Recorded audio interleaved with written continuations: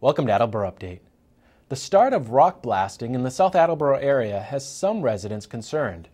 Over the next several months, the large rock hill at the corner of May and Washington Streets will be removed through a series of controlled explosions in order to make way for a strip mall. Area residents have been concerned about the blasting, particularly a requirement that homeowners allow the construction company's insurance provider to conduct a video inspection of their homes. To learn more about their concerns, we spoke with Attleboro Ward 1 City Councilor Walter Thibodeau. This is the property that Thibodeau Properties has already gotten the okay from the City Council and from the state to put in a little strip mall between the intersection of May Street and Washington Street. And the reason they needed to do the blasting is because the land that they're going to be using, and even when we had okayed it, when the council had okayed it previously, it's land that is underneath an outcropping of a huge piece of rock. So everyone knew right from the beginning blasting was going to have to take place. We had been through this situation before with the Thibodeau Corporation when they were building the Mayfair Plaza, which is across Washington Street on the other side from where this little strip mall is going. Some of the residents that went through that experience are the same residents who will be affected by this. So those folks who knew about it were quick to have their residences inspected because they understood that that was their safeguard against any damage that may happen to their property. And according to Mass General Law, the subcontractor who comes in to do the blasting has to offer this free of charge to the residents within 250 feet.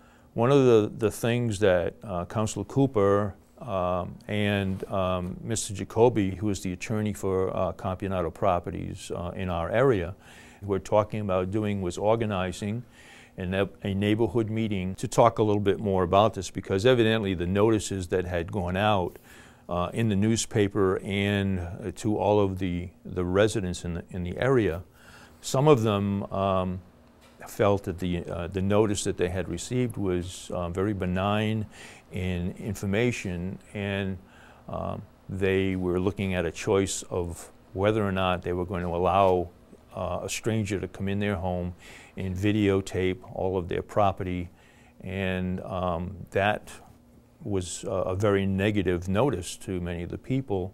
I contacted Mr. Jacoby. He had already made preliminary inquiries with the fire chief, Chief LaChance, to use the South Attleboro Fire Station, which is in a very close proximity to where the blasting is going to be going on, so it would be a place for the neighborhood to meet, which would be easy for everyone to make that location and get there at a reasonable time.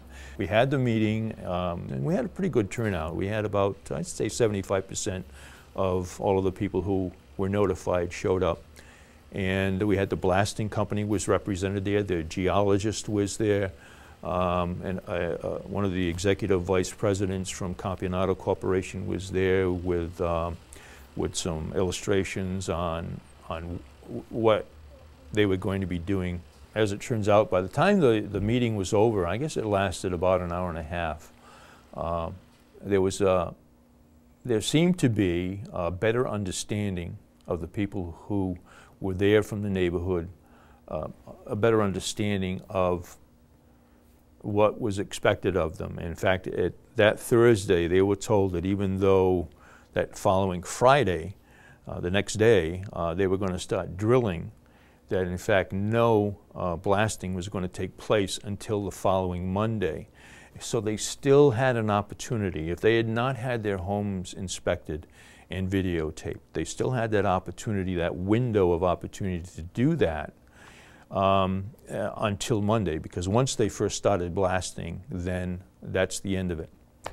So in speaking to Police Chief Hegney about it, and I had explained to him that there were at least 4 residents, maybe more, who had decided that they weren't going to have the inspections because they were concerned about having a stranger come in their home, and a reasonable concern.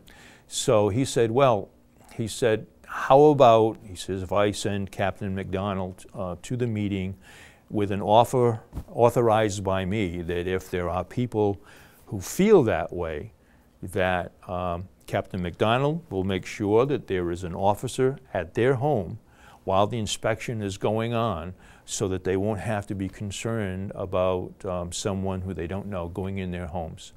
And that offer was made publicly that night. Whether or not anyone took them up on it, I honestly don't know. But I thought that was a very, very good faith effort on behalf of the police chief to put people's minds at ease, to protect themselves from any damage that might go on in their home. The company that does the blasting holds on to them.